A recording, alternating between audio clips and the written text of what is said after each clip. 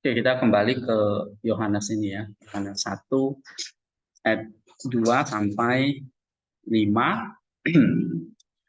Nah, Yohanes 1 ayat 2 sampai 5 ini adalah uh, penjelasan lebih lanjut dari Yohanes 1 ayat 1. Yohanes 1 ayat 1 itu intinya menegaskan firman itu adalah Allah dan dia kekal.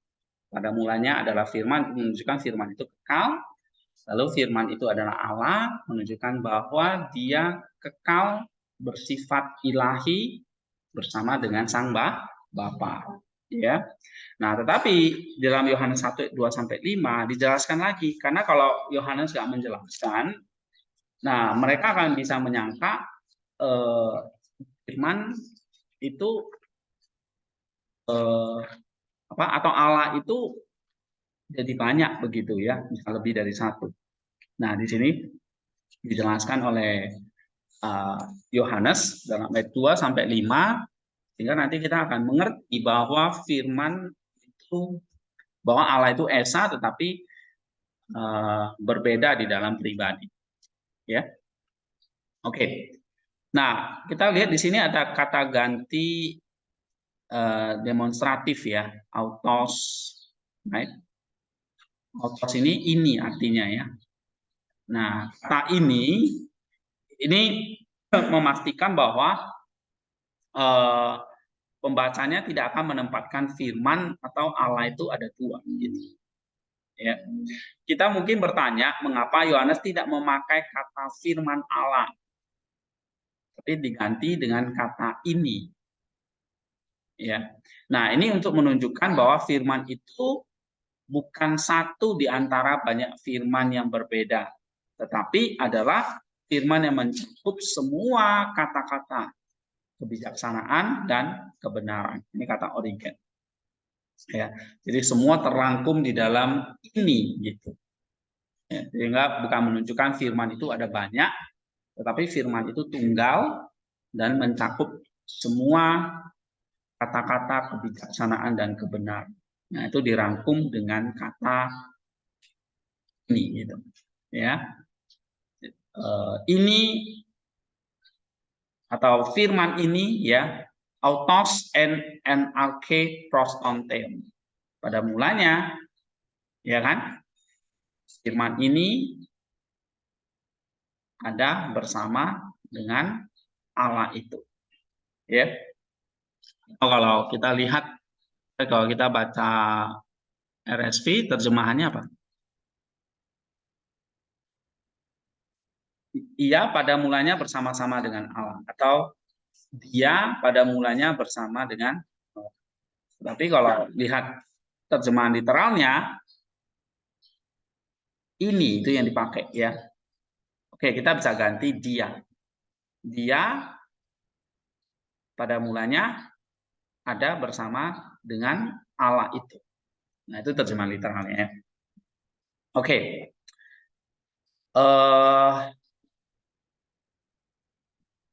Coba baca di sini, Boy. Allah firman tidak pernah terpisah dari Allah Bapa. Karena Yohanes telah mengatakan bahwa firman itu adalah Allah. Ia ingin memadamkan kecurigaan iblis bahwa karena firman itu adalah Allah, ia mungkin telah bangkit melawan Bapa, memisahkan diri darinya dan menjadi musuhnya. Pemberontakan semacam itu adalah hal yang umum dalam mitologi Yunani. Jadi Yohanes menekankan bahwa meskipun firman itu memang Allah dan setara dengan Bapa, ia selalu bersama dengan Bapa dan tidak pernah terpisah dari kita. Dalam kaitan ini kita juga harus berbicara kepada kaum yang dengarlah, hai orang-orang Yahudi yang mengatakan bahwa anak adalah karya dan ciptaan Tuhan. Apabila nama yang diberikan oleh Yohanes pada langsung, dia menyebutkan firman, tetapi menyebutkan karya dan ciptaan. Nah, jadi jelas di sini ayat ini juga bisa melawan kaum Arius ya, yang menyatakan firman itu ciptaan. Karena ada kata pada mulanya itu. Ya, padahal kata pada mulanya itu adalah menunjukkan dia kekal seperti Allah. Terus? Ia adalah firman, bukan karya atau ciptaan. Di dalam dia ciptaan. firman memiliki dua makna. Ada kata laten, kemampuan untuk berbicara yang kita miliki bahkan ketika kita tidak sedang berbicara. Ya, terus? Ketika seorang diam dan bahkan ketika dia tidur, kekuatan kata dan ucapan masih ada di dalam dirinya.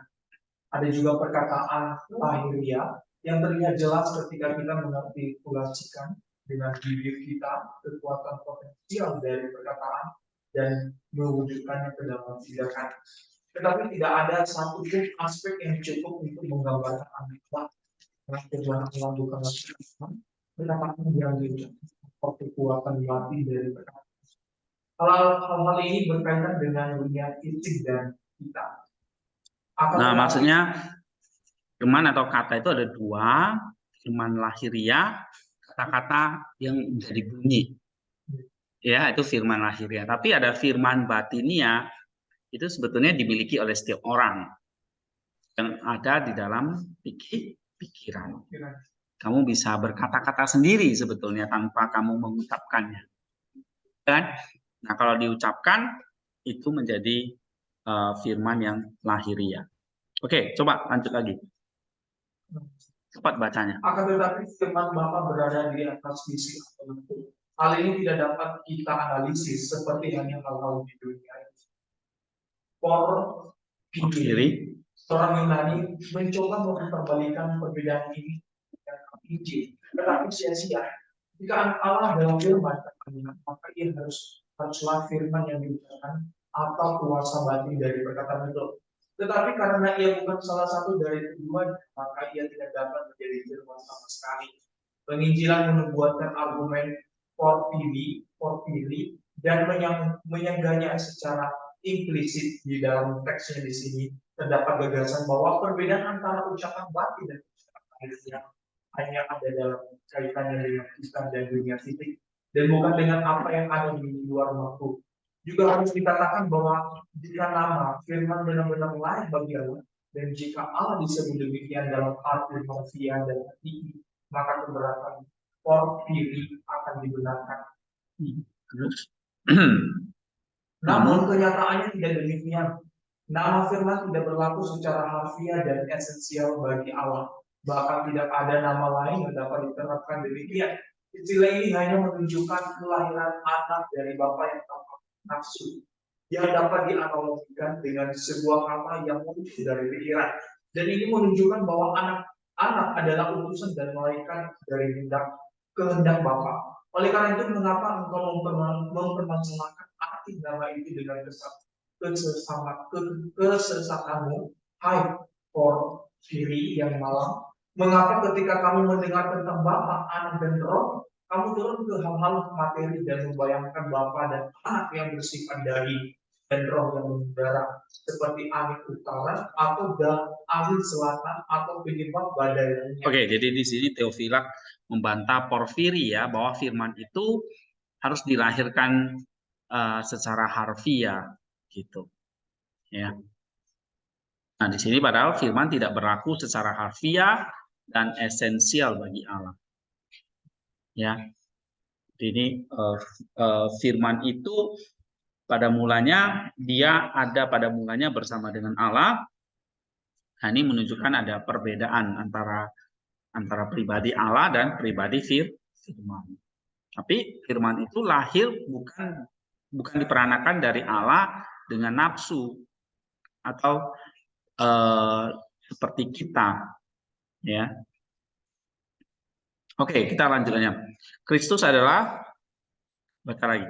Kristus sebagai firman adalah arsitek penciptaan. Dia adalah hikmat yang bersemayam di hati Bapa. Hikmat yang diucapkan yang menghasilkan karya penciptaan. Oke, sekarang kita masuk ke ayat yang ketiga ini ya. Supaya nggak bingung, coba baca ayat yang ketiga itu apa? Segala sesuatu dijadikan oleh Dia, ya. All things were made through him, ya kan? Dan tanpa Dia tidak ada sesuatu yang dijadikan dari yang telah dijadikan, ya. And without him nothing was made. That ada hogegonen ya, yang dijadikan. dari yang dijadikan. Oke. Kalau LAI terjemahannya itu ayat 3 seperti apa? Segala sesuatu dijadikan oleh dia, betul, dan tanpa dia tidak ada satupun yang telah jadi dari segala yang telah dijadikan. Dari segala yang telah dijadikan itu, Fogekonen itu ya. Fogekonen ya. Memang lebih tepat disambung ya dengan ayat 3, bukan dengan ayat 4. Oke. Saya kira terjemahan ini sudah bagus ya, sudah benar. Nah, sekarang Kristus adalah firman sebagai pencipta. Coba baca. Dia adalah hikmat. Dia adalah hikmat yang bersemayam di hati Bapa, hikmat yang diucapkan yang menghasilkan karya penciptaan. Nah, jadi kalau Allah berkata ketika hikmat itu ada dalam pikiran Allah, dan pikiran Allah itu adalah Bapa, begitu pikiran itu mengeluarkan kata-kata, itu jadi firman, ya kan? Tapi bukan firman seperti kita. Kalau kita nggak ngeluarin kata-kata, kan kita nggak ada kata-kata kan, gitu. Tapi Allah nggak demikian gitu, ya. Ini kan hanya ilustrasi ya. Jadi kalau pikiran itu adalah Allah Bapa, maka apa yang dipikirkan yaitu hikmat, ucapan, kata-kata, itulah sang firman. Jadi kalau Allah berkata, jadilah langit dan bumi, maka langit dan bumi pun jadi. Itulah misalnya karya penciptaan itu ya. Coba baca lagi. Yohanes di sini membedakan pencipta dari ciptaannya, Theodore. Lebih fokus pada penciptaan daripada ciptaan, dan dengan demikian bergerak melampaui kisah Musa dalam kitab Kejadian. Iya. Krisostomos. Tujuannya adalah untuk menunjukkan bahwa firman itu sendiri tidak dibuat karena firman yang menciptakan segalanya. Nah, jadi kenapa misalnya firman itu di sini ditekankan tentang penciptaan, ini untuk menjelaskan kekekalan firman, keilahian firman, ya. Dan firman itu berbeda dengan Bapa. Di sini jelas firman itu pencipta, bukan dicipta justru. Ya. Justru dia pencipta. Baca lagi. Dan jika firman itu bukan makhluk, maka ia harus satu substansi atau sehakikat dengan Bapa. Nah, kalau dia bukan dicipta, berarti dia pencipta. Nah, kalau dia pencipta, berarti dia sehakikat dengan Bapa. Maka dikatakan bersama dengan Bapa, gitu ya. Terus? Karena semua substansi yang bukan Allah adalah makhluk ciptaan, dan semua yang bukan makhluk ciptaan adalah Allah. Nah, itu kata Agustinus, ya kan? Maka kalau jelas, firman itu pencipta. Udah jelas dia adalah Allah. Karena di luar Allah itulah ciptaan. Tapi yang ada di dalam Allah itulah pencipta. Ya, jadi semua yang bukan ciptaan, semua yang bukan Allah itu ciptaan. Paham ya? Semua yang bukan ciptaan adalah pencipta. Oke, ngangguk berarti ngerti ya. Ya, Jessica. Jadi kalau kalian ngantuk-ngantuk lewat loh nih. Terus? Firman adalah pencipta bersama dengan Bapa dan Roh Kudus. Nah. 9 Ibrani 1 sampai ayat 2. Dan bukan sekedar alat atau nama yang dipakai oleh Bapa. Iya. Kehendak, karya, dan kuasa adalah satu di dalam Bapa, Anak, dan Roh Kudus. Jadi langit dan bumi adalah karya Dia yang menciptakannya.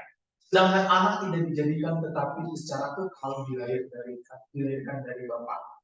Tetapi beberapa orang bertanya, apakah firman diperlihatkan lebih rendah di sini karena dia merupakan agen penciptaan daripada pencipta? Nah, apakah firman itu hanya alat untuk mencipta? Ya kan, karena di sini segala sesuatu dijadikan oleh Dia. Apakah Dia ini hanya jadi seperti agen? Memang kalau kita lihat ini ya, atau Dia auto, ini kan genitif ya. Ini genitif atau agency ya kan? Segala sesuatu dijadikan atau segala sesuatu itu diciptakan oleh Dia. Oleh Dia ini jadi seperti agent. Nah, apakah di sini firman itu hanya jadi agency, hanya agen penciptaan? Nah, ini kita bahas ini ya. Terus Akan tetapi, Yohanes mengungkapkan peran anak dengan cara seperti ini untuk mencegah siapapun berpikir bahwa anak adalah yang tidak diperlukan. Daripada mengadu satu sama lain dalam karya penciptaan, harus jelas bahwa penciptaan serta semua yang Allah lakukan adalah untuk kita semua. Anak menjadi pencipta dan agen pencipta, kata Allah. Iya, anak menjadi pencipta dan agen penciptaan. Ambrosius, ya, karena di sini anak adalah dia auto tadi itu, ya, jelas ada dia ini ya, dia auto. Nah, dia auto itu menjelaskan bahwa sang anak itu agennya, alat penciptaannya. Nah, tetapi apakah dimaksud alat di sini ya kayak kita kerja alat pakai palu itu kan alat ya, tukang kerja pakai palu, pakai cangkul misalnya. Apakah firman itu seperti alat itu doang gitu ya? Tapi ternyata kan tidak. Makanya diawali di ayat 2 dikatakan firman itu bersama dengan Bapa. Berarti firman itu berpribadi. Dia bukan hanya sekedar alat tukang doang. Beda kalau kita kerja kita pakai cangkul. Cangkul itu bukan pribadi kan? Dia hanya sekedar alat. Tapi kalau firman itu ya dia alat pencipta. Tapi dia bukan hanya sekedar alat, tapi dia juga berpribadi karena dikatakan di ayat 2 itu firman itu bersama dengan Allah. Oke, paham? Baca lagi. Yohanes melanjutkan apa yang Musa telah tuliskan tentang penciptaan, mencakup tidak hanya ciptaan yang terlihat tetapi juga segala sesuatu yang lain, termasuk hal yang tidak terlihat. Ya. Yohanes menuliskan segala sesuatu dijadikan melalui Dia, yang menambahkan tanpa Dia tidak ada yang dijadikan, sehingga menarik perbedaan antara pencipta dan pribadi Allah yang hadir pada penciptaan. Nah, ini jelas. Jadi kalau tanpa Dia tidak ada yang dijadikan dari segala sesuatu yang dijadikan. Di sini jelas ada apa ini? Ada perbedaan, ya kan? Bahwa ada pencipta dan pribadi Allah yang hadir pada penciptaan, ini kata Hillary, ya.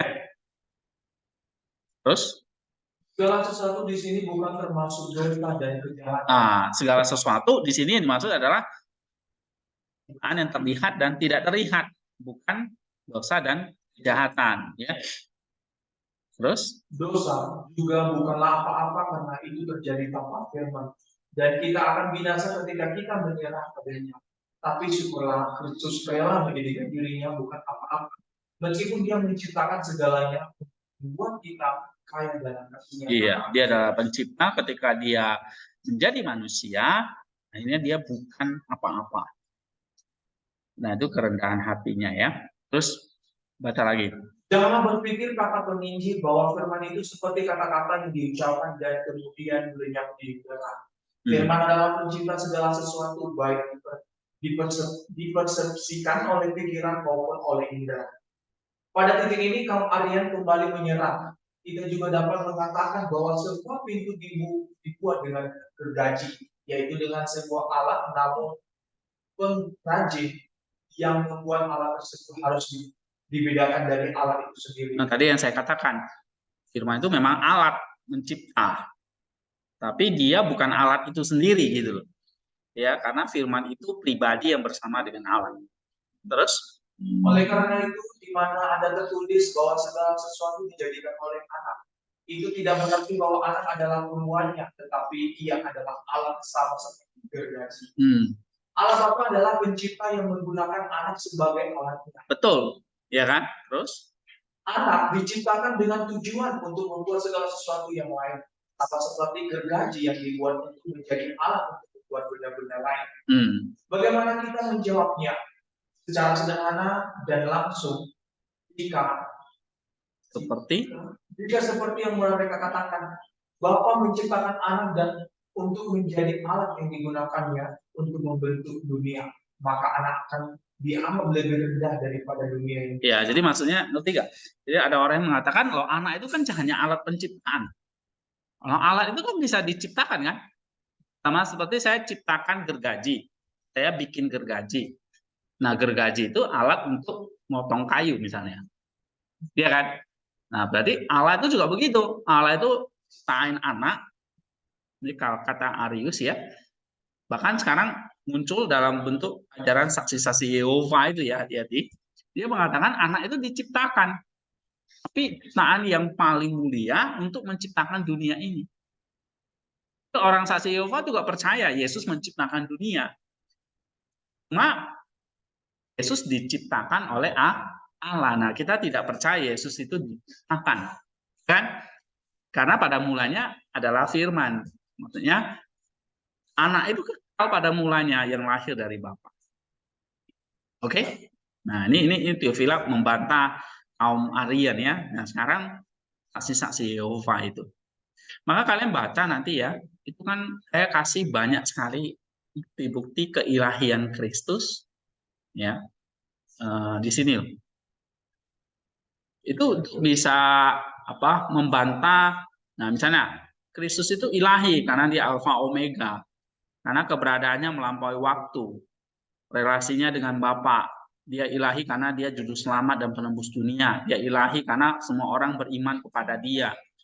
Nah, segala macam. Dia ilahi karena dia adalah anak tunggal Allah. Dia ilahi karena dia adalah anak Allah. Nah, ini semua ada argumennya ya. Nah, kalian nanti bisa baca di sini. Terus? Sesuatu yang dibuat dengan gergaji lebih dihargai daripada milik yang hanya semua orang. Gergaji dibuat demi hal-hal yang akan dihasilkannya. Benda-benda yang dibuat tidak dibuat demi gergaji. Demikian pula ciptaan akan dihormati lebih tinggi daripada anak tunggal. Karena Bapa menciptakan anak kata mereka demi ciptaan, dan seandainya dia tidak bermaksud menciptakan alam semesta, dia tidak akan membentuk anak tunggal. Apa yang bisa lebih bodoh dari ini? Tetapi mengapa protes kaum Arian? Penginjil tidak mengatakan secara langsung. Firman itu sendiri yang menjadikan segala sesuatu. Mengapa ia mengatakan bahwa Bapa menjadikan segala sesuatu melalui anak?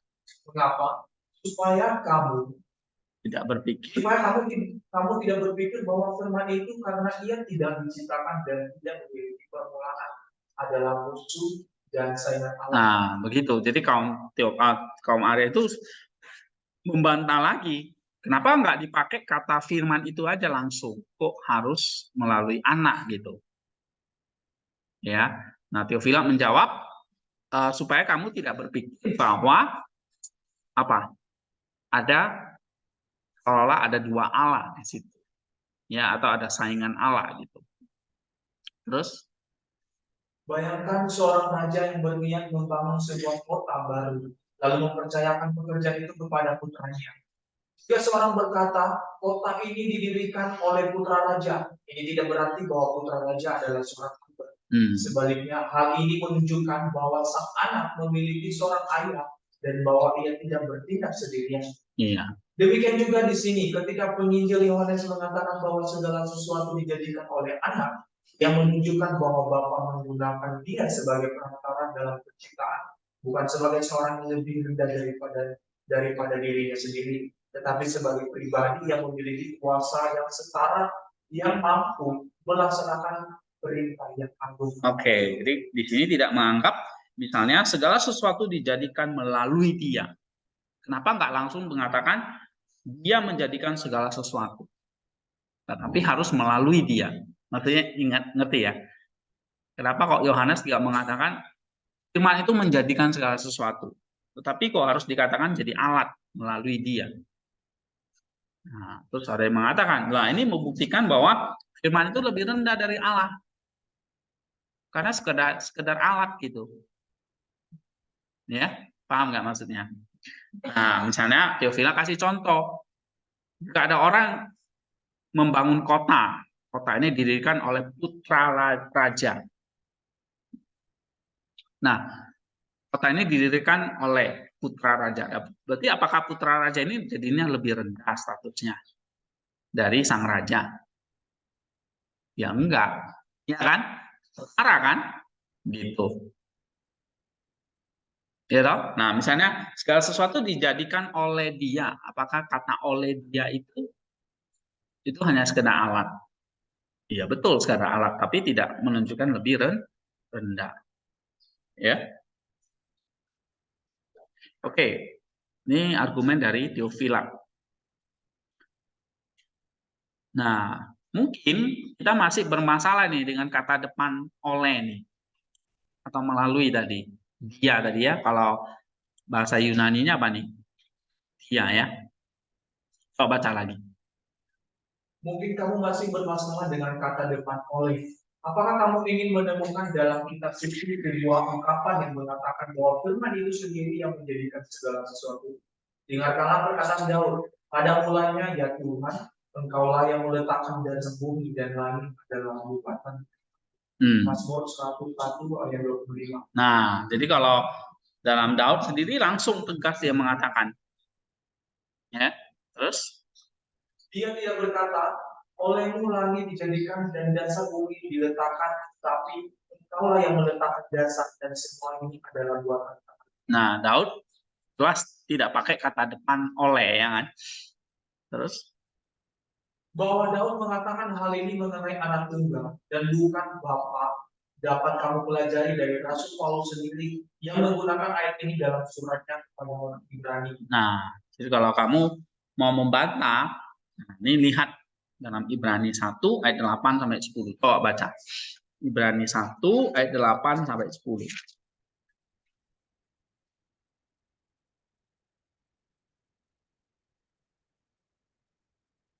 Ya, baca aja siapa yang ketemu. Ibrani 1 pasal 8 sampai ayat 8 sampai 10. Tetapi tentang anak ia berkata, "Katamu ya Allah tetap untuk seterusnya dan selamanya, dan tongkat kerajaanmu adalah tongkat kebenaran.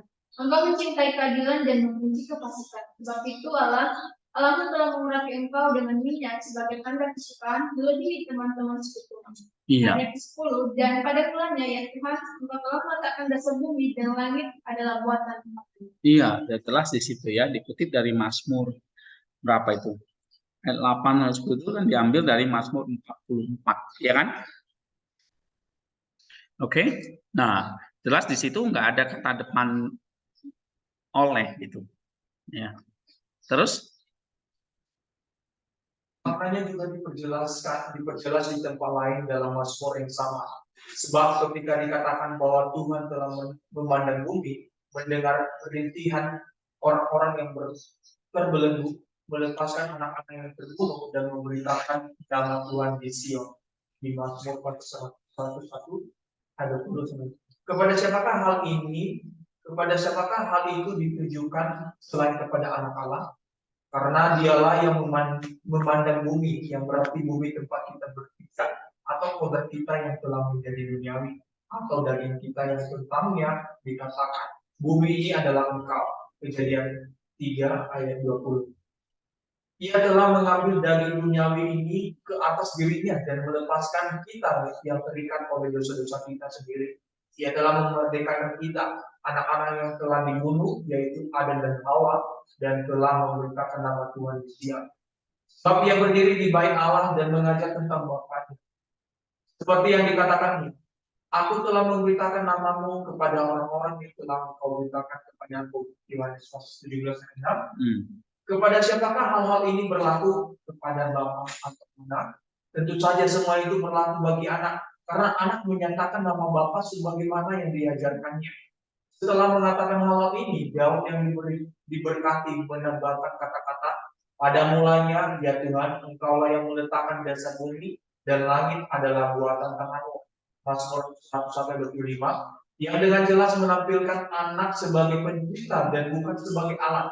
Tetapi jika kata depan oleh bagi kamu masih menunjukkan sesuatu yang lebih rendah, apa yang akan kamu katakan ketika Paulus menggunakan kata depan yang sama untuk merujuk kepada Bapa? Iya, jadi permasalahan-masalah kata depan ini sebenarnya di ayat-ayat lain, misalnya di dalam Mazmur itu sudah jelas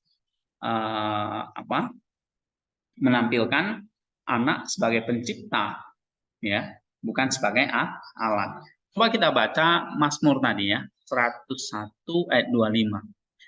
Pada mulanya ya Tuhan, Engkaulah, nah di sini kan, yang meletakkan dasar bumi.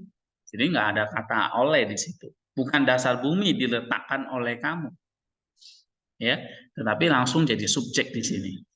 Nah, yang dipermasalahkan oleh teks ini kan subjeknya segala sesuatu kan, bukan autonya ini, bukan autos lagi. Jadi autos ini kan subjek, diubah sekarang jadi auto, jadi alat. Kenapa bukan autos lagi di sini? Atau dia menjadikan segala sesuatu, tapi justru segala sesuatu dijadikan oleh dia. Nah, kata oleh dianya itu yang menunjukkan anak itu berarti hanya alat pencipta doang. Kalau alat berarti lebih rendah. Ya kan? Sama tadi gergaji itu hanya alat kerja bagi tukang. Tapi gergaji lebih rendah dong daripada sang tukangnya kan gitu. Nah, itu argumennya. Tapi Theophila membantah bahwa bukan berarti lebih rendah. Lihat aja di ayat-ayat lain ada Mazmur 101, terus diikuti oleh Rasul Paulus mengatakan bahwa ini Tuhan anak di sini adalah sebagai pencipta. Oke, coba lanjut lagi. Tetapi jika kata depan oleh bagi kamu masih menunjukkan sesuatu yang lebih rendah, apa yang akan kamu katakan ketika Paulus menggunakan kata depan yang sama untuk merujuk kepada Bapa? Karena ia menulis Allah adalah setia, oleh yang olehnya kamu telah dipanggil masuk ke dalam persekutuan dengan anaknya. Maksudnya Allah adalah setia, yang olehnya, oleh ini maksudnya buang ya, salah. Allah adalah setia, yang olehnya kamu telah dipanggil masuk. Olehnya ini maksudnya ya di sini juga pakai kata depan oleh, ya kan? Tapi apa olehnya ini? Sang Bapak. Nah, kalau gitu apakah sang Bapak jadi lebih rendah karena ada kata depan oleh? Kan enggak juga kan gitu, ya. Terus? Tentunya Paulus tidak mengatakan bahwa Bapa adalah sebuah Allah. Dan lagi ada tertulis Paulus oleh kehendak Allah di dalam 1 Korintus pasal 1 ayat 1, tetapi cukuplah sudah, marilah kita kembali ke tempat kita mulai. Terus segala sesuatu dijadikan oleh Dia. Musa menggambarkan ciptaan yang kelihatan dan tidak mengungkapkan apapun kepada kita tentang penciptaan dunia yang tidak kelihatan. Tetapi Injil dengan satu kata mencakup semuanya. Segala sesuatu dijadikan olehnya, baik kelihatan maupun yang tidak kelihatan. Dan tanpa Dia tidak ada sesuatu pun yang telah jadi dari segala yang telah dijadikan. Sang penginjil pertama-tama mengatakan bahwa segala sesuatu dijadikan oleh Sang Anak. Kemudian untuk menghilangkan pemikiran bahwa Anak juga menciptakan Roh Kudus, ia dengan hati-hati mengartikan kata segala sesuatu, setiap bagian dari alam ciptaan dijadikan oleh Firman. Tetapi Roh Kudus bukanlah bagian dari alam ciptaan, dan oleh karena itu tidak diciptakan oleh Anak. Tanpa kuasa Firman tidak ada satupun yang telah jadi, yang berarti yang termasuk dalam kelompok benda-benda ciptaan. Iya, makanya di sini ada kata begini: segala sesuatu dijadikan oleh Dia, tanpa Dia, ya, tanpa Dia koris auto, tidak ada segala sesuatu yang dijadikan dari segala yang dijadikan. Dari segala yang dijadikan itu, ya tadi benda-benda ciptaan tadi, ya kan? Nah, di sini kan dijadikan oleh Dia. Nah, berarti di sini tidak termasuk Roh Kudus gitu. Ya, jadi Roh Kudus itu bukan juga ciptaan. Ya, karena memang kaum Arius itu mengatakan ya hanya Bapa yang Allah Esa itu, Anak, Roh Kudus itu semua ciptaan. Jadi pertama derajatnya Bapa menciptakan Anak. Lalu Anak menciptakan alam semesta ini termasuk Roh Kudus di dalamnya. Jadi Roh Kudus lebih rendah daripada Anak. Anak lebih rendah daripada Sang Bapa. Begitu ya. Nah, tentu iman kita nggak mengatakan demikian, ya. Oke, coba gantian ya, Dinda baca. Hanya Allah yang memiliki kehidupan di dalam dirinya. Firman sebagai Allah adalah sumber kehidupan bersama dengan Bapa dan Roh Kudus. Kehidupan adalah terang manusia. Yohanes sekarang memperkenalkan umat manusia sebagai penerima terang ilahi dengan berpartisipasi dalam kehidupan anak. Orang percaya sendiri menjadi anak-anak terang. Musa melihat cahaya ilahi di semak yang menyala, seluruh bangsa melihatnya di laut, seluruh bangsa melihatnya di Laut Merah. Yesaya melihatnya dalam penglihatan surgawinya, dan 3 orang rasul melihatnya pada transfigurasi. Nah, sekarang ayat yang keempat, selain dia sang firman itu sebagai pencipta, tapi sang firman itu juga di sini dikatakan apa? Sang penerang. Ya, sang penerang. Nah, dikatakan di situ firman sebagai Allah sumber kehidupan bersama dengan Bapa dan Roh Kudus. Ya. Nah, sekarang Yohanes mau memperkenalkan ini bahwa sang firman itu sebagai sang terang. Nah, sang terang di sini menunjukkan ada kehidupan. Ya, sebab Allah itu sumber kehidupan. Jadi terang menunjuk kepada kehidupan. Makanya di ayat 4 dikatakan kehidupan itu adalah terang manusia. Ya, terang bagi manusia. Oke. Nah, kok bisa terang bagi manusia? Kehidupan itu adalah terang bagi manusia. Nah, kita bisa lihat misalnya contohnya, Yesus mengalami transfigurasi. Ya, dia memperlihatkan terangnya kepada 3 orang muridnya itu. Nah, menunjukkan bahwa Tuhan atau firman itu adalah terang itu. Ya. Nah, maka terang itu dikatakan adalah kehidupan. Terus baca lagi. Yohanes pasal 1 ayat 4 dapat dibaca dalam beberapa cara yang berbeda karena yang tekstual yang dijadikan ditambahkan di awal ayat 4 atau di akhir ayat 3. Ayat 4 kemudian dapat dibaca sebagai yang dijadikan di dalam dia adalah hidup. Atau sederhananya di dalam dia ada hidup. Beberapa orang memanipulasi tanda baca dalam upaya membuktikan bahwa Roh Kudus adalah makhluk yang diciptakan oleh firman. Atau untuk menekankan karya kreatif Kristus dengan mengorbankan karya Bapa dan Roh. Tetapi ketika teks itu dibaca sebagai yang dijadikan dalam dia adalah hidup, itu juga dapat dipahami dengan benar tentang anak, yang adalah hidup dan yang memberi hidup kepada mereka yang percaya kepadanya. Karena tidak seorang pun dapat hidup terpisah darinya. Iya. Terus? Mereka diciptakan di dalam dia karena desain mereka ada di dalam dirinya sebagai sebuah konsep dalam seorang desainer. Dan mereka diciptakan melalui dia karena dia adalah agen penciptaan. Firman adalah sumber kehidupan yang tidak pernah habis. Tidak peduli berapa banyak dia ambil dan yang memungkinkan kebangkitan kita. Dia yang menghidupkan kita, bahkan saat dia menerima kematian kita. Ketika kita menerima kehidupan itu juga menjadi landasan bagi cahaya pengetahuan. Iya. Oke. Jadi kalau firman itu adalah kehidupan, maka kehidupan itu adalah terang. Ya. Berarti sang firman itu adalah sumber kehidupan.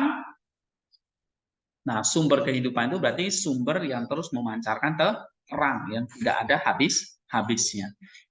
Nah, kayak kita bisa ibaratkan kayak matahari, ya, matahari sebagai sumber terang. Terang itulah yang memancarkan kehidupan yang tidak ada habisnya. Maka hidup di sini adalah hidup, sumber hidup yang kekal di sini. Kita bicara hidup di sini adalah hidupnya Allah, ya. Nah, dan kita menerima hidupnya Allah itu, ya kan? Jadi memang ya kita bukan kekal ya, kita kayak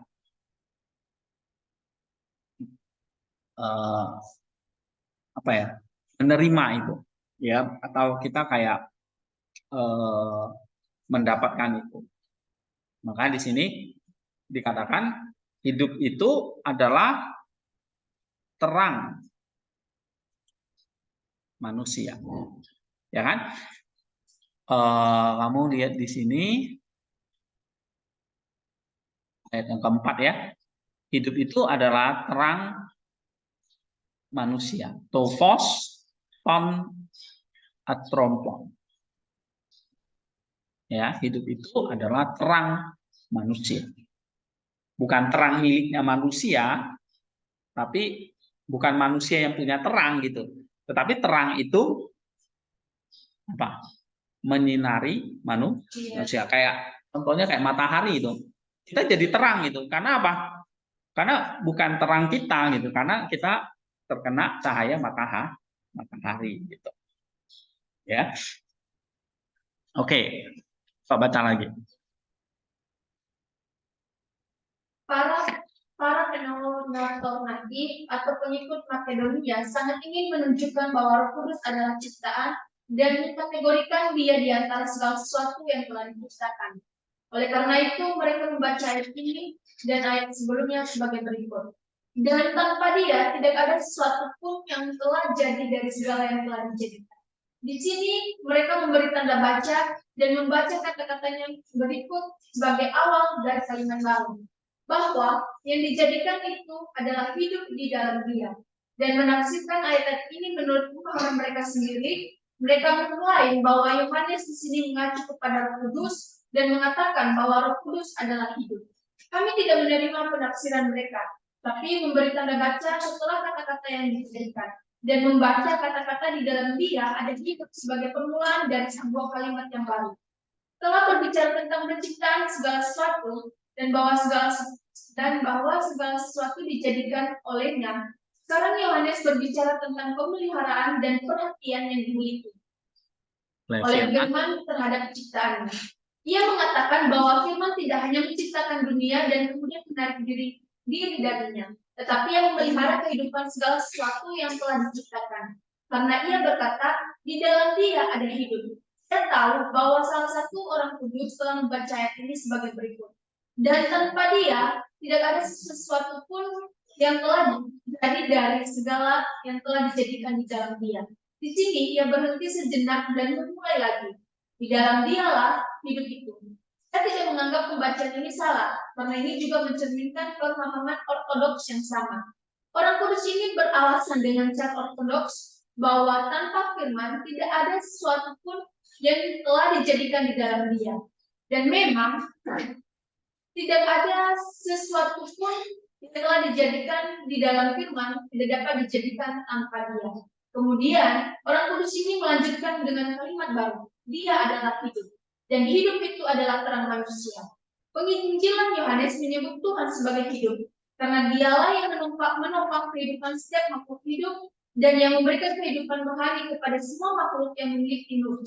Dia adalah terang, bukan terang yang dapat ditangkap oleh indera, tapi terang notik yang menerangi jiwa.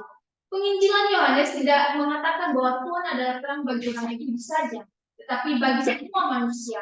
Tidak dapat mengatakan bahwa setiap orang telah diterangi olehnya, karena setiap dari kita telah menerima akal budi dan nalar atau logos dari firman atau logos yang menciptakan kita.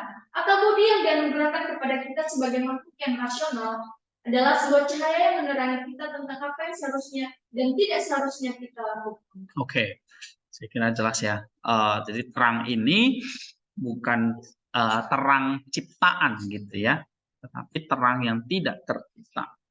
Oke, maka di dalamnya itu adalah hidup dan hidup itu adalah terang manusia. Di sini kita nggak berbicara terang ciptaan kayak terang matahari gitu ya, tetapi ini adalah terang rohani, terang yang dikatakan terang yang tidak tercipta, yang memberikan kehidupan kepada semua makhluk, ya. Oke, terus baca lagi siapa? Sutriska. Dalam luas dan benar terang, tapi juga memberikan hidup dari Allah seperti orang pun tak bisa berpikir dia dapat matahari sehingga matahari nampak kepadanya, tetapi ia tidak bisa melihat matahari karena tidak ada. Iya, maksudnya ngerti ya.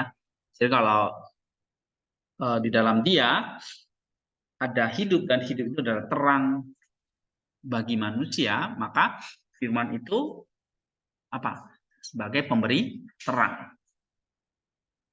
Ya. Terus? Kita tidak perlu tinggal dalam kegelapan ini seolah-olah itu bagian dari kodrat kita yang tidak dapat diatasi. Namun karena Rasul Paulus menyatakan, dulu kamu adalah kegelapan, tetapi sekarang kamu adalah terang. Allah terkadang memberi kita kegelapan spiritual untuk bertahan, tapi Ia tidak pernah meninggalkan kita di sana dalam kegelapan. Melalui Kristus, kita muncul ke dalam caranya lebih kuat karena telah berjuang dengan kegelapan. Mengetahui bahwa segala sesuatu pada akhirnya dibawa pada terang oleh Tuhan. Oke, cahaya. Cahaya seperti dikejar kegelapan, satu kegelapan bersama mengalahkan cahaya. Gregorius dari Nazianus. Kegelapan bagaimanapun tidak akan menang karena jika Tuhan itu yang kita. Siapa yang bisa menang melawan kita? Dari sini juga dapat dipahami untuk mengatakan bahwa kegelapan tidak mengenai karena tidak menyatu pencipta, juga tidak menerima rencananya. Kegelapan menunjukkan ketidaktahuan spiritual dan penentangan setan terhadap terang. Mereka yang membenci kebenaran lebih memilih ketidaktahuan untuk diri mereka sendiri dan berusaha untuk membuat orang lain juga bodoh. Kata yang diterjemahkan berarti mengerti dan mengatasi. Jadi kegelapan tidak akan pernah bisa mengalahkan terang Kristus, juga tidak dapat mengatasi. Oke, jadi sekarang kita beralih ya ayat yang kelima ini, dan terang itu menyinari atau bercahaya di dalam kegelapan, dan kegelapan itu tidak dapat mengerti atau mengatasinya. Nah, berarti kata kegelapan ini dan terang ini menunjukkan apa?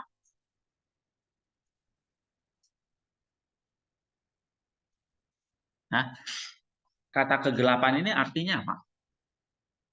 Tadi terang itu terang spiritual ini.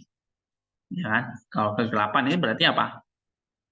Ketidaktahuan atau kebodohan secara spiritual. Oke, jadi ini bukan bicara soal terang fisik atau gelap secara fisik, ya, tapi bicara masalah spiritual. Nah, makanya kata yang dipakai di sini adalah kata kebodohan atau ini katelaben. Katelaben itu artinya tidak memahami atau tidak bisa mengerti. Katelaben gitu ya. Kegelapan itu tidak dapat mengatasinya atau menguasai. Nah, menguasai itu lebih tepat bukan dalam pengertian secara fisik ya, tetapi dalam pengertian pemahaman gitu. Nah, kata yang diterjemahkan ya makanya mengerti gitu kan, katelaben. Oke. Sehingga kata kebodohan atau kegelapan ini artinya apa?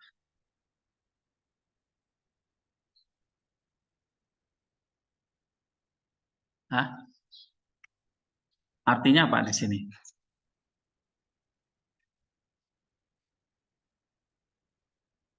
Pastilah, ini masalah bicara tentang kebodohan spiritual. Nah, yang tidak mengenal atau tidak mengetahui tentang sang anak itu.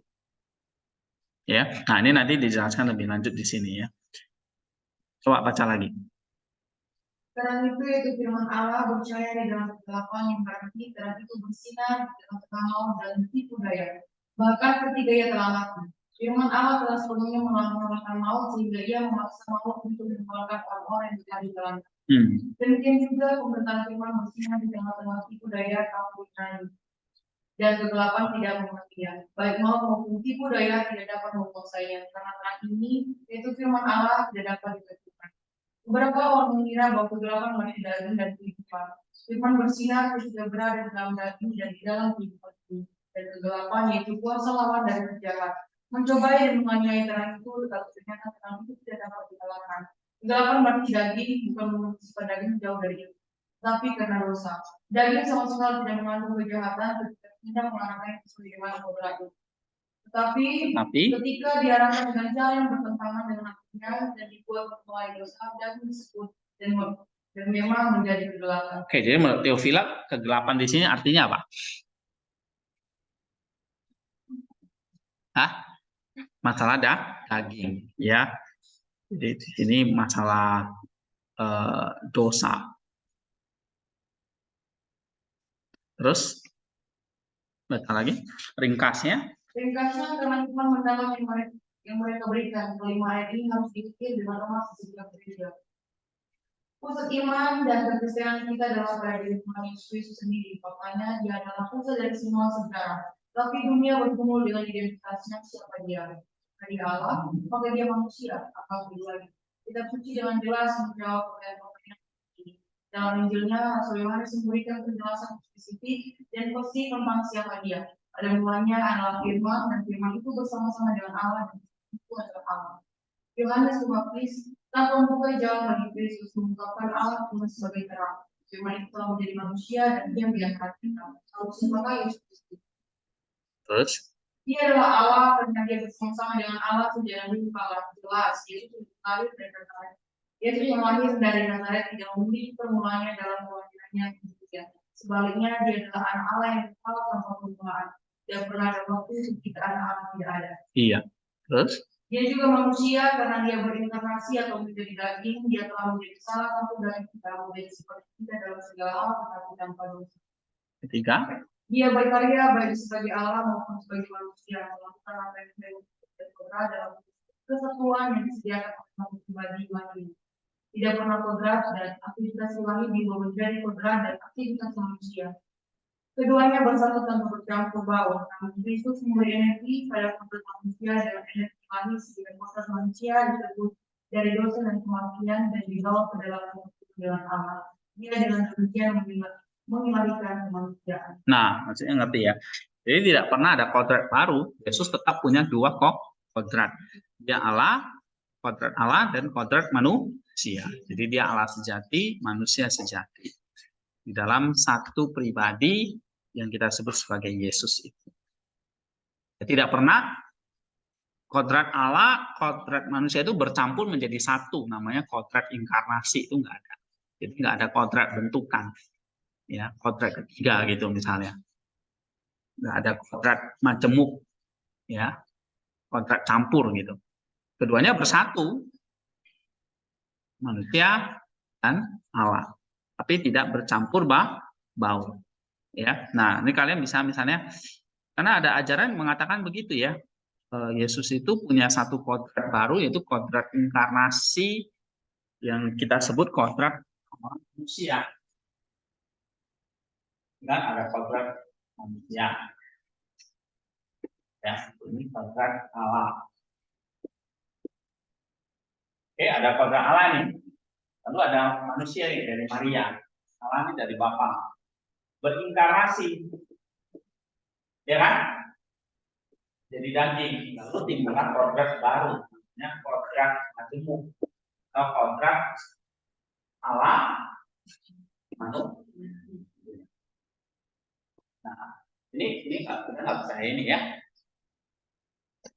Gitu. Oke, kita percaya Allah tetap punya, Allah adalah kodrat Allah, ya.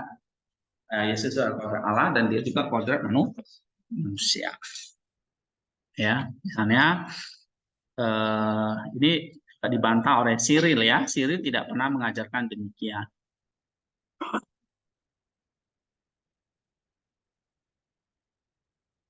Jadi tidak ada kodrat baru ya. Yang ada adalah tetap dua kodrat di dalam satu pribadi. Atau satu pribadi yang memiliki dua kodrat. Atau dua kodrat dalam satu pribadi.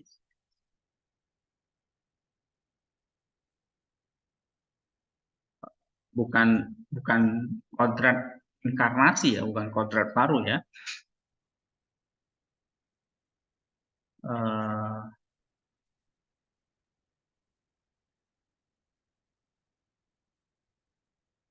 Ini yang di mana ya?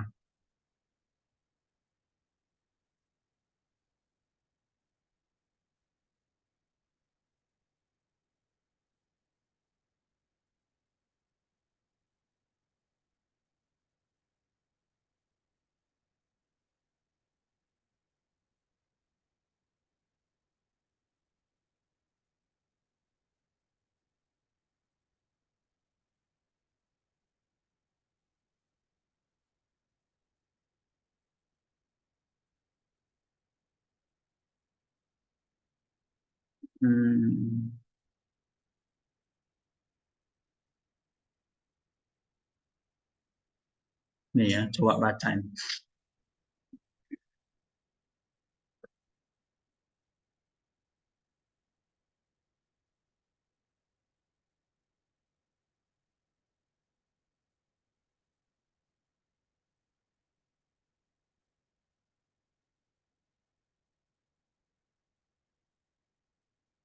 Mulai dari sini aja deh.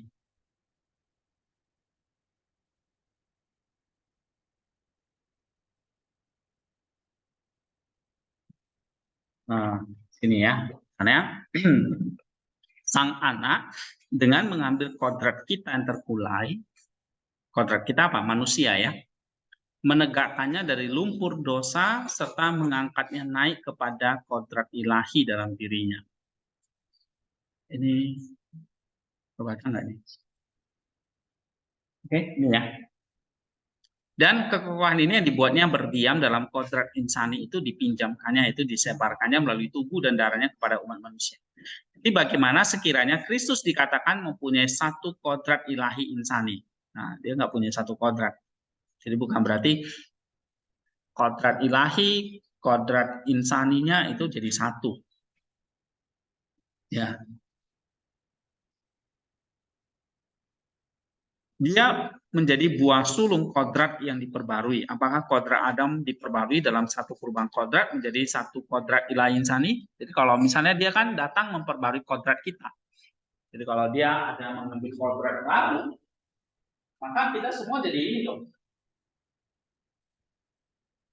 Nanti kita jadinya kodrat ala manusia. Enggak kan? Kita kodrat manusia.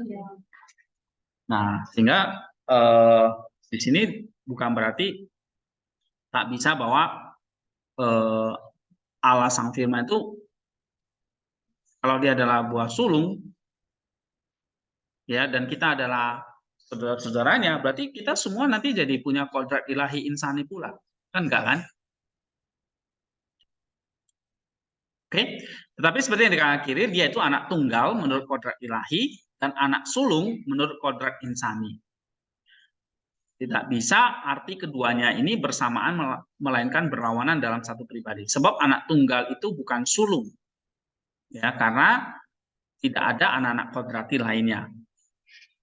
Ya, tetapi sulung itu bukan tunggal karena anak-anak lain oleh Rahman. Maksudnya ngerti ya? Jadi kalau Yesus punya dua kodrat, nah kita baru bisa jadi anak sulung. Dia jadi kodrat sulung. Di kodrat manusia jadi apa? Kodrat sulung. Kita pengikutnya gitu. Dia jadi sulungnya. Kalau ini dijadikan sulung, berarti nanti semua manusia berubah kodrat. Jadi ala manusia kan gitu. Gak bisa kan? Kalau tetap dia punya dua kodrat yang terpisah, maka kodrat manusia jadi kodrat sulung. Dan kita adalah apa? Kalau Yesus itu sulung, berarti kita apa? Pengikutnya kan gitu ya. Oke. Nah, ini sebetulnya untuk melawan kesesatan Severus dan Eutyches ya, yang mengajarkan tentang satu kodrat tadi atau monofisik. Jadi ada ajaran di dalam gereja namanya monofisik, yang mengajarkan bahwa Yesus itu hanya punya satu kodrat. Monofisik itu mengatakan kodrat manusia itu ditelan oleh kodrat Allah, sehingga kodrat manusia itu lama-lama hilang, yang ada kodrat Allah. Ya, atau ada yang mengatakan, saya terus mengatakan, ya nggak hilang, tapi jadi kodrat inkarnasi, kodrat Allah manusia namanya. Nah ini kita nggak bisa ini ya. Oke, nggak ada yang namanya kodrat Allah manusia. Yang ada ya kodrat Allah dan kodrat manusia. Jadi nggak dicampur gitu ya. Nah itu kita nggak ngerti gitu ya.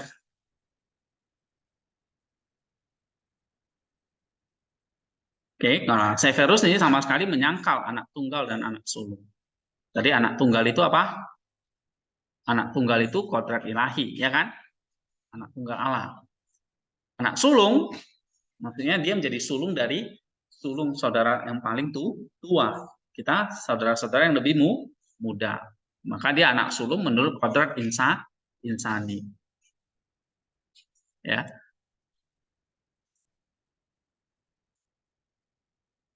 Oke, jadi ini belajar ini ya. Nah, sebab anak satu kodrat ilahi insani ini anak siapa? Dikatakan, apakah anak dari satu bapak ilahi insani pula? Dengan demikian anak tunggal disangkal ya. Jadi nggak mungkin satu kodrat ilahi insani ini menjadi sulung. Karena kalau jadi sulung maka kita semua berubah jadi kodrat ilahi insani. Oke, jadi ini menentang ajaran ya Severus. Terus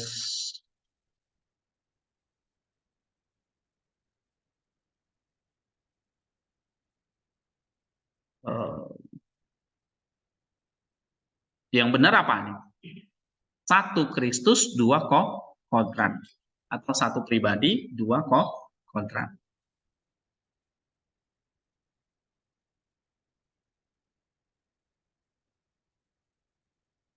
Satu Kristus, dua kodrat. Gitu ya. Dan sampai salah.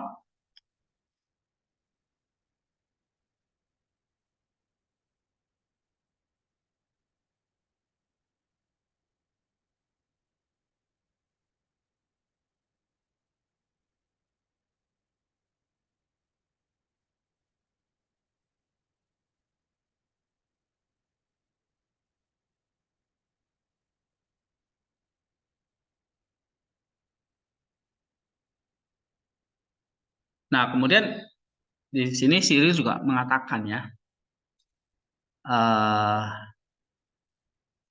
mana tadi ya?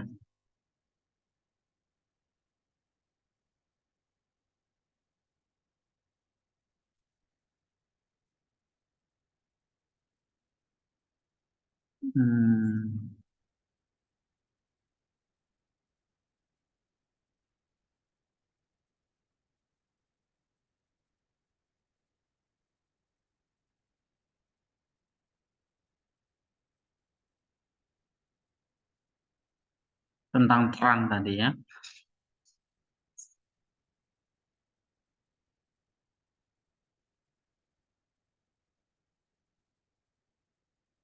Ini kalian bisa baca bagian terang bisa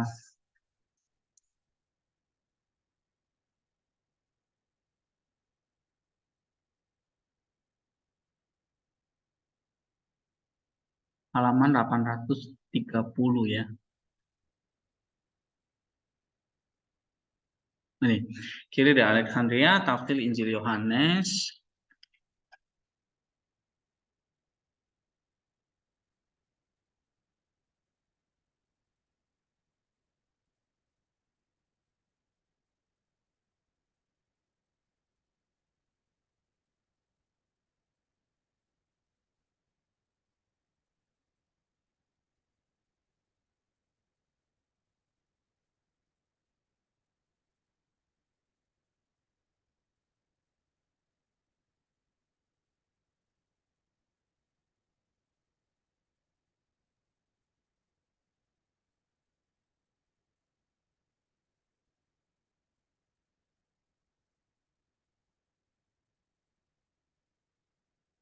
Nah, ini coba nih baca nih tentang terang ini. Dituliskan. Bahwa identitas sama Allah itu terang benar dari terang benar. Dan diakui sebagai Allah dan Allah. Dia itu terang, tak tercipta dari terang. Tak tercipta, jadi apakah terang tak tercipta ini mempunyai terang tercipta. Dan sebagai pemberi terang menjadi keselamatan dengan yang menerima terang. Yaitu ciptaan. Oleh karena selain daripada bahwa yang menjadi dinyatakan kita. Namun juga diajukan orang-orang mati bahwa kita tidak diberikan kepada. Apakah terang dari terang itu sesuai credo adalah tak tercipta atau tidak? Jika demikian, mengapa terangnya disebut tercipta? Sekiranya terangnya tercipta, maka berwujud dalam ruang waktu dan harus mempunyai awal dan tunduk kepada perjuangan dan beradaan dalam mitra jasmani. Jadi apa terang tercipta ini yang sekolah dari terang tercipta? Dari matra jasmani, maksudnya dari material jasmani ya. Jadi terang di sini kata Kiril bukan terang yang tercipta, tapi terang tak tercipta. Ya. Terus, tadi kan ayat berapa itu tentang terang? Ayat 4 ya.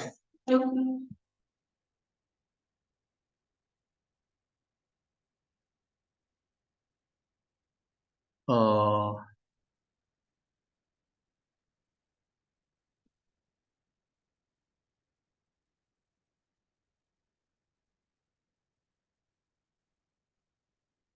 apakah terang ini mengaruniakan hidup tercipta bagi ciptaan? Ya, ya kan? Terus,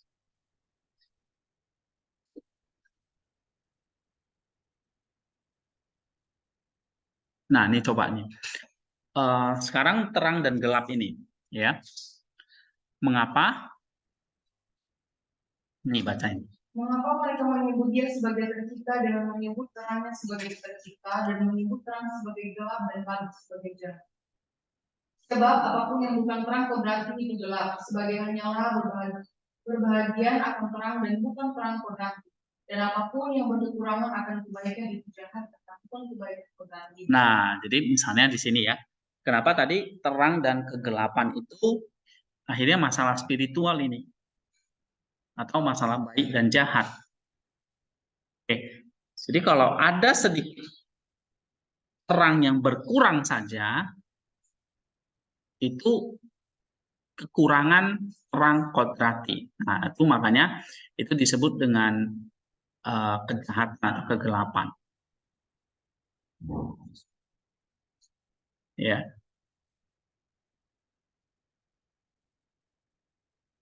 terang kodrati atau apapun yang bukan terang kodrati itu gelap. Jadi kayak dikatakan apapun yang bukan ciptaan itu pencipta. Ya kan? Apapun yang bukan pencipta itu adalah ciptaan.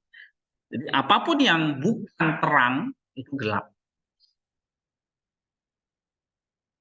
Jadi nggak ada abu-abu di sini. Ya, nggak ada remang-remang gitu. Nggak terang, nggak gelap gitu ya. Jadi, apapun yang bukan terang itu gelap. Oke, coba baca lagi. Jadi jika gambar dan anaknya disebut mereka sebagai tercipta dan gelap, melalui menyebut tanda-tanda kodratnya sebagai tercipta dan gelap pula.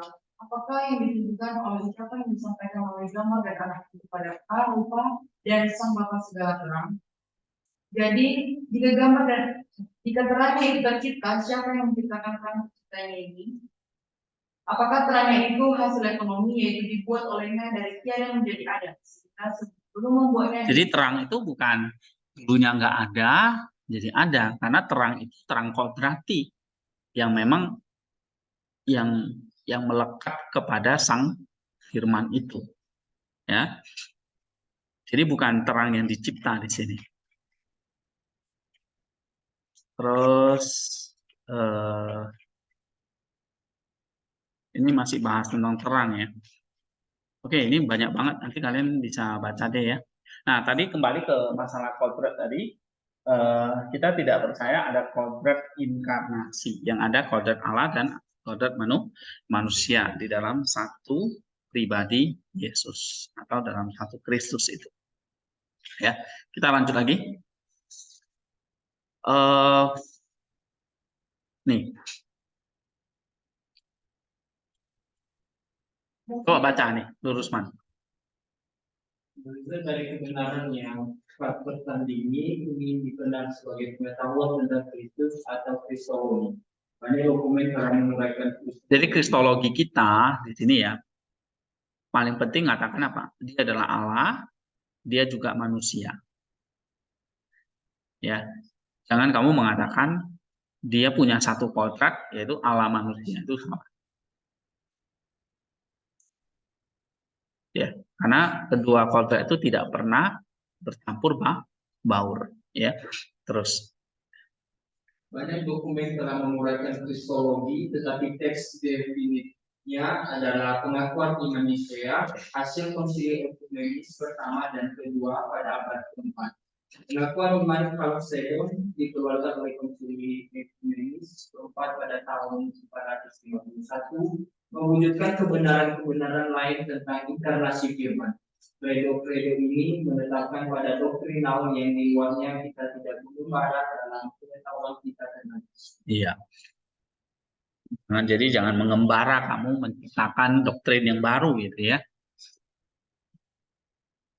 Dan banyak orang yang sekarang kreatif ya ngajarnya. Tapi labrak sana, labrak sini gitu ya, bahaya. Ya, contohnya kayak saksi Yehova itu sekarang. Kembali lagi mengatakan ya seperti zaman dulu lagi, zaman Aries itu ya. Jadi kalau sudah dipagari, ya kita jangan lompat pagar gitu. Ya, jadi jangan kebiasaan di sini ya, dibawa-bawa. Ada pagar doktrinal, ya kita tidak mengembara lagi gitu ya tentang. Maksudnya doktrin tentang Kristologi itu siapa Yesus itu udah fix ya dalam pengakuan iman Kalsedon. Ya, kita tinggal ikuti gitu.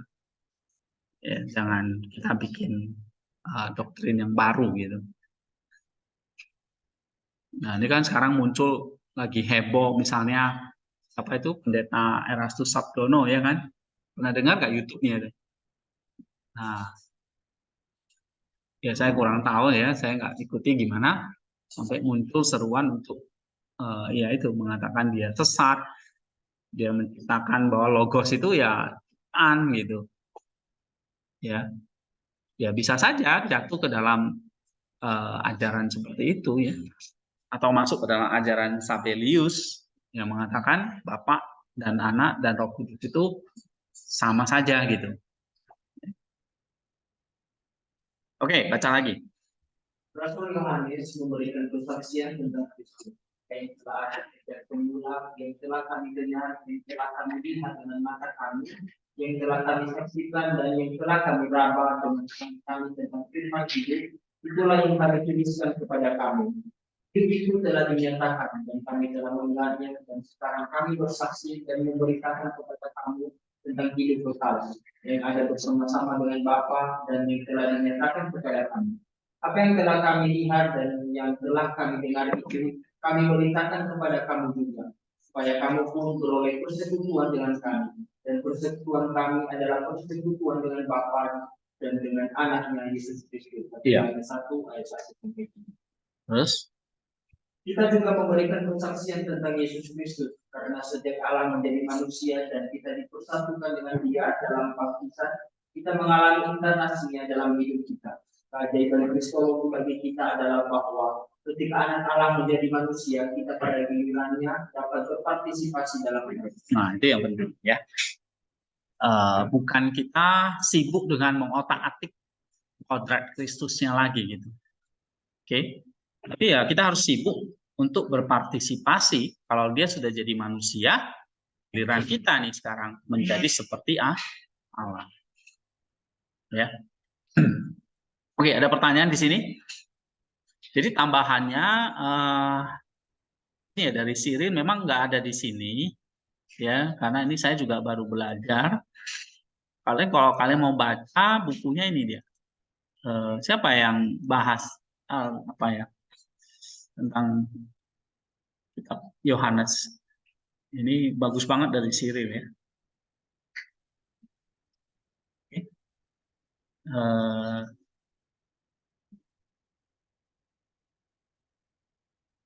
Jadi ini kalau mau baca ada bukunya ini ada terjemahan yang lebih bagus.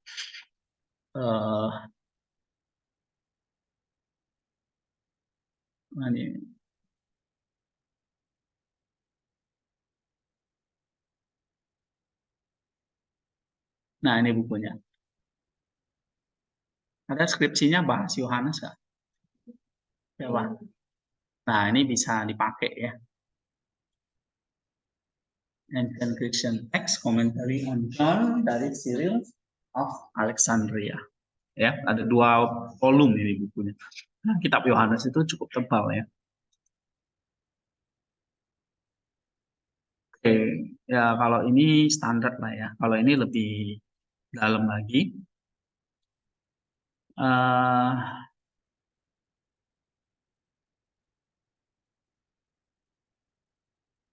jadi memang kalau dalam Yohanes 1 ayat 2 sampai 5 ada yang membahas tentang segala sesuatu kalau dijadikan oleh Dia, nah itu membuktikan bahwa Roh Kudus juga diciptakan. Lalu sang anak itu hanya menjadi alat dari sang pencipta. Jadi justru Yohanes 1 ayat 1 sampai 5 ini menjelaskan bahwa ya hanya ada satu Allah, yaitu Allah itu yang menciptakan anak dan Roh Kudus, katanya begitu. Ya. Nah, ini juga dibantah oleh Cyril di sini ya. Bahwa dia juga tidak menciptakan Roh Kudus. Ya. Ini buku satunya, misalnya bahwa sang anak Allah sajalah yang terang benar, makhluk ciptaan bukan sama sekali, yang berbagian akan terang sebagai yang memiliki asal terang yang sesungguhnya. Ini buku satunya.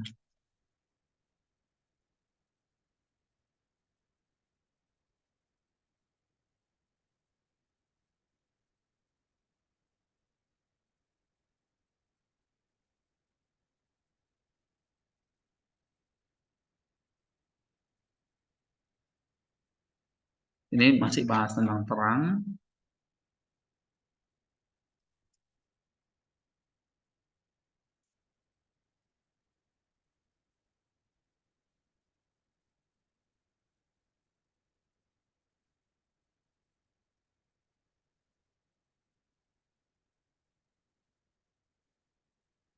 Jadi kalau ditanya terang di sini adalah terang tercipta atau tidak tercipta? Tidak tercipta.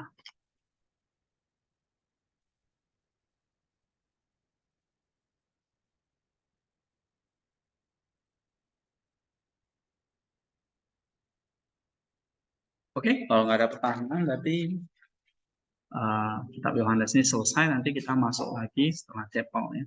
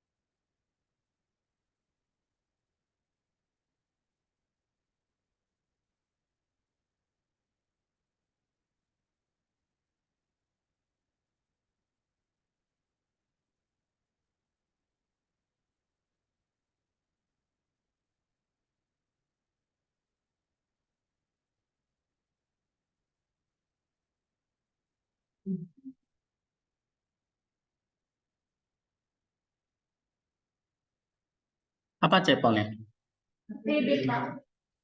ATB? Siapa yang suruh kalian keluar? Masuk.